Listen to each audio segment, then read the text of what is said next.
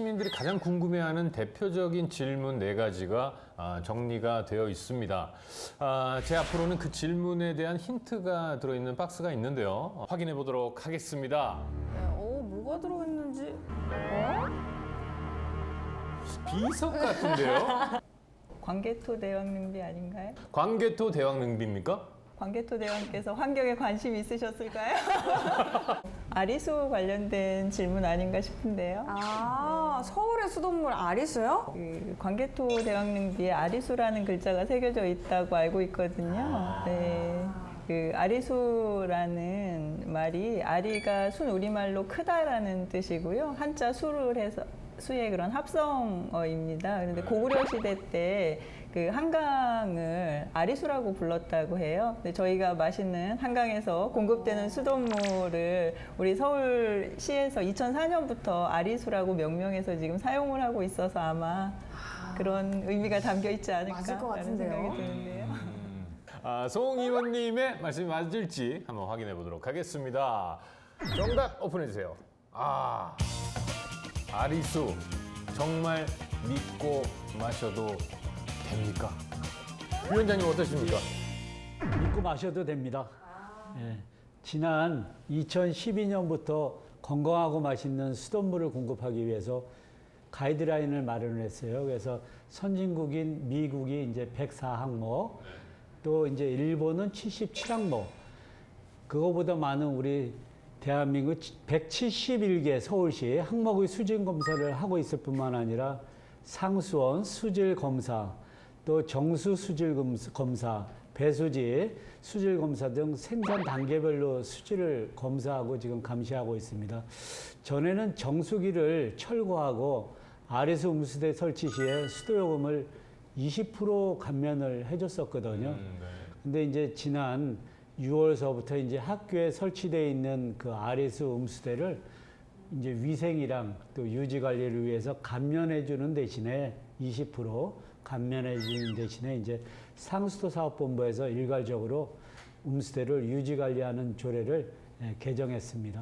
네, 그렇습니다. 저는 이 궁금한 게 이 아리수에 대한 확신은 있거든요. 근데 또 아직 많은 분들이 생수나 정수를 마시는 이유가 이 아리수를 배급하는 상수도관이 노후돼서 좀 미심쩍다라는 분들이 있거든요. 혹시 이런 의견에 대해서는 어떻게 생각하세요? 네, 서울시는 이렇게 노후화된 송배수관들을 지속적으로 교체를 해오고 있었습니다. 그런데 2007년부터는 6만 5천 세대를 대상으로 해서 녹에 취약한 그런 관들을 스테인리스 관으로 그 내년 말까지 교체하는 거를 지금 진행을 하고 있고요. 지금 아마 제가 알고 있기로는 90% 이상 이렇게 교체가 될 걸로 예상을 하고 있고, 나머지들은 이제 본인들이 신청에 의해서 하는 거기 때문에 이후에도 점차적으로 진행이 될 걸로 그렇게 생각을 하고 있습니다. 네, 이 아리수가 아무리 좋다고 시에서도 그러고 저희도 주장을 한들 이 선택은 시민들의 몫이잖아요. 그래서 시민분들이 아리수가 정말 안전하고 수질이 좋은 그런 물이다라고 생각을 해주셔야 되는데, 혹시라도 미심쩍은 시민분들 계시면은 그 서울시에서 아리수 품질 확인제를 운영을 하고 있습니다. 여기 신청을 하시면 무상으로 수질 검사를 해주시기 때문에 그 집에서 드시는 아리수들을 그런 품질 인증을 통해서 좀 더 이렇게 신뢰를 하고 드실 수 있으면 좋을 것 같습니다. 그러면 저는 개인적인 질문이긴 한데요. 네. 우리가 흔히 사다가 음용을 하는 그 생수, 일반 판매되는 생수하고 비교를 했을 때도 뭐 전혀 질이 낮다거나. 그렇습니다. 그 대부분 이제 그 블라인드 테스트 이런 거를 할 때 제가 몇 번 참여를 해봤는데요. 잘 오히려 아리수가 그러니까 약간 차가운 상태에서는 시민들이 많이 선택을 하는 그런 경우들이 있거든요. 그래서 세계에서 아마 가장 좋은 물이다라고 이렇게 홍보를 하고 계시고 실제 그런 걸로 알고 있습니다. 자, 그럼 다음 힌트 확인해 보겠습니다. 2번째 힌트가 준비가 되어 있는데요. 힌트가 뭐 엉망진창이네요. 이게 무슨 그냥 쓰레기통을 털어온 것 같은데. 먹다 남은 음료수병 뭐 이런 거 같은데요. 이게 힌트가 되나요? 제가 보기에는 쓰레기가 문제가 아니고요. 네. 쓰레기 분리 배출을 안 한 게 문제인 것 같습니다. 이 분리 배출 안 한 거. 그래서 이 플라스틱 이렇게만 있는 거구나. 예, 뚜껑을 이제 제거하고 또 겉에 그쵸. 이제 붙어 있는 라벨을 제거하고 또 안에 있는 이물질은 다 배출을 해서 말린 다음에 배출을 해야 되고요. 지금 이제 라면 용기 같이 이렇게 네네. 뻘겋게 네네. 기름이 묻어 있잖아요. 네. 그런 경우에는 햇빛에 놓고 말리면 다 증발이 됩니다. 자, 그럼 분리 배출에 관한 문제라고 말씀을 하셨는데 질문 확인해 보도록 하겠습니다. 자, 역시나 생활 폐기물 잘 버리는 팁을 알려주세요였습니다. 예, 재활용품 분리 배출할 때 이것만 기억하면 됩니다. 네. 비행분석. 비, 비우고 배출한다. 행, 헹궈서 배출한다. 분, 라벨 뚜껑 등은 분리해서 배출한다. 석. 종류별, 재질별로 섞지 않고 분리해서 배출한다. 좋은 꿀팁입니다. 비행 분석. 외우기도 쉬운데요. 우리 모두 비행 분석 아주 꿀팁이었는데 꼭 기억해서 제대로 재활용품 분리수거를 해야 되겠습니다. 자, 그럼 다음 힌트 확인해 보도록 하겠습니다. 이 색깔의 종이는 자, 이게 뭔가 뭐 요금 청구서 같은데요. 이건 또 어떤 질문의 힌트가 될까요? 그 최근에 그 수도요금 인상된 것 때문에 질문하신 것 같은데요. 그 추측이 맞을지 바로 질문 내용 보도록 할게요. 네.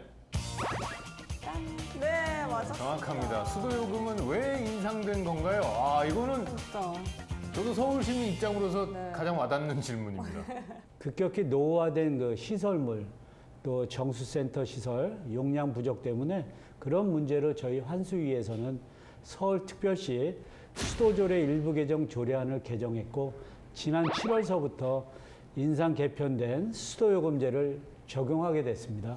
네, 수도요금이 9년 만에 오른 것 같은데 얼마나 오른 거예요? 시민들 입장에서는 9년 만이라고 하더라도 굉장히 어려운 상황에서 그런 부담이 굉장히 크실 걸로 그렇게 예상이 돼서 그 시민분들의 그런 부담을 최소화하기 위해서 3년에 걸쳐서 인상을 하는 걸로 그렇게 저희가 의논을 했습니다.